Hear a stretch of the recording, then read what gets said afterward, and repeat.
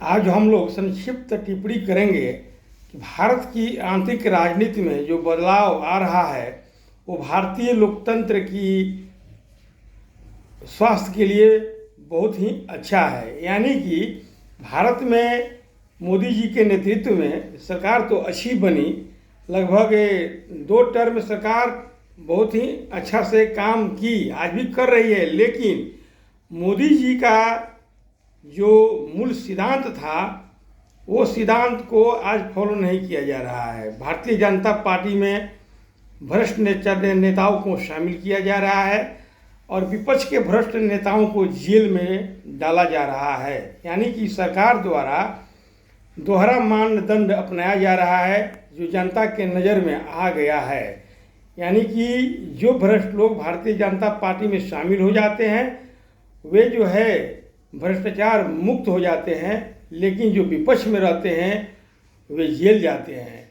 ये बातें जो है आम जनता में चर्चा शुरू हो गई है। मोदी जी सुन लीजिए, यही कारण है कि विपक्ष के लोग टुकड़े टुकड़े में बटे हुए हैं, जन सरोकार के मुद्दों को मजबूती से नहीं उठाते हैं।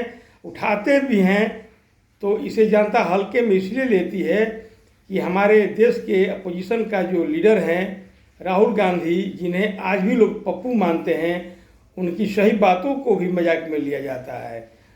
कांग्रेस में अनेक वरिष्ठ और विद्वान लीडर हैं, अगर वे अपोजिशन के लीडर होते तो उनकी बातों को गंभीरता से लोग लेते, लेकिन राहुल गांधी की बातों को हल्के में लोग लेते हैं। जेएनजी ने समझा कि हमारी जो समस्याएं हैं, यानी कि परीक्षाओं में बार बार पेपर लीक होना, तो ये हमारी समस्या विपक्षों से दूर नहीं होगी, न सत्ता पक्ष के लोगों से दूर होगी। जेएनजी ने स्वयं अपनी समस्या के निदान के लिए सड़क पर उतर गए और सूर्योदय आंदोलन की शुरुआत आने लगी। तो मोदी जी ने दूरदर्शिता का परिचय देते हुए छात्रों की मांगों को मान ली। यही मोदी जी काबिले तारीफ काम किए हैं, दूरदर्शी नेता हैं, नो डाउट। यही काम इंदिरा गांधी नहीं की थी। इंदिरा गांधी छात्रों के साथ अड़ियल रवैया अपना रही थी, जिसका परिणाम हुआ सर्वोदय आंदोलन। बाद में जेपी इसका नेतृत्व करने लगे और ऑर्गेनाइज आंदोलन हो गया, जो नेक्स्ट चुनाव में इंदिरा गांधी को बुरी तरह से हार का सामना करना पड़ा।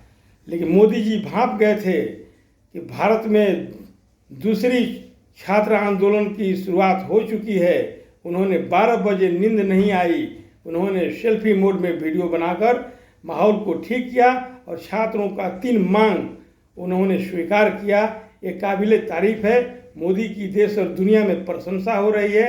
वो दूरदर्शी नेता हैं। जेएनजी के मांगों को उन्होंने हृदय से स्वीकार किया और उन्होंने महसूस किया कि गलतियां हुई है सरकार से। बच्चे अपने अधिकार हुकूक के लिए, हक हुकूक के लिए लड़ रहे हैं और भविष्य में चाहते हैं कि एजुकेशन का जो सिस्टम है, परीक्षा लेने का जो सिस्टम है, उसमें लीकेज न हो। यह अच्छी बात है। विपक्ष के लोग का कोई योगदान नहीं है इसमें। विपक्ष के लोग तो जेएनजी के भीड़ में खड़ा होकर नाटक कर रहे थे। राहुल गांधी रोड पर सड़क पर सो गए थे। नाटक जैसा लग रहा था कि कोई नाटककारों की मंडली है। जेएनजी के लोग अपनी लड़ाई स्वयं लड़ना शुरू कर दिए हैं। और यही नहीं, बिहार में जेएनजी के लोगों को जो जेल में डाला गया है, जो इन पर एफआईआर है, दिल्ली में जो करार है उसके मुताबिक बिहार सरकार को एफआईआर वापस लेकर उन लोगों को घर भेज देना चाहिए।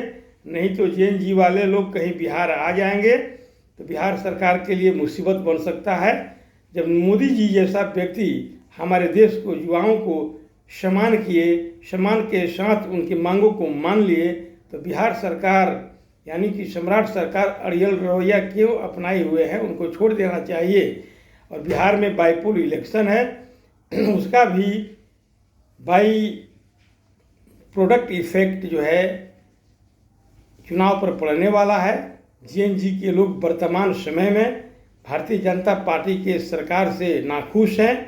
हालांकि मिला जुला कर सरकार अच्छी काम कर रही है, लेकिन अपोजिशन भी बिखरा पड़ा है। अपोजिशन जो है नकारात्मक राजनीति कर रहा है। लेकिन प्रशांत किशोर जो पटना बांकीपुर में खड़े हैं अगर वो जीत जाते हैं तो देश में अपोजिशन का एक सकारात्मक राजनीति की शुरुआत होगी और देश की जनता खुली और हसरत भरी नज़रों से प्रशांत किशोर की ओर देख रही है।